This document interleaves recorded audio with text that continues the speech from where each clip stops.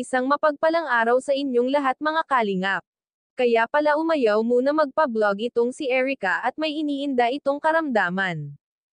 Bago natin ipagpatuloy yan, huwag natin kalimutan suportahan ang ama ng kalingap na si Val Santos Matubang at si Kalingap Rab. Totoo ba ang usap-usapan na kaya ayaw magpa-vlog muna itong si Erica at may sakit daw itong iniinda? Kung totoo man ang balitang ito, bakit kailangan nila itong itago? Kaya tuloy samot-saring mga intriga ang binabato sa kanya.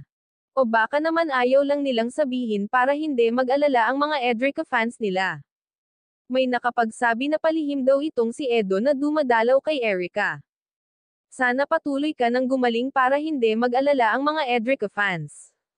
Kaya pala kahit anong sabi ng mga viewers na lumantad ito at magpaliwanag ay hindi ito lumalantad sa kadahilanan nga na ito ay may iniindang sakit.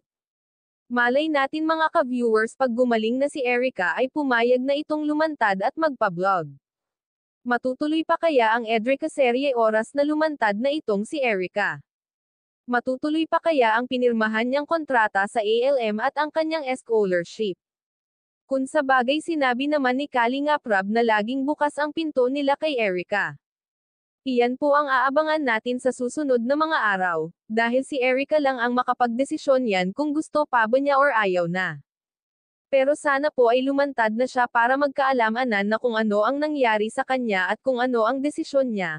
Kaya pala kahit itong si Edo ay tahimik lang at nalulungkot sa nangyayari kay Erica, hanggang dito na lang ang update ko mga ka-viewers. Bago tayo magtapos, huwag natin kalimutan suportahan ang ama ng kalingap na si Val Santos Matubang at Kalingap Rab. God bless po sa inyong lahat.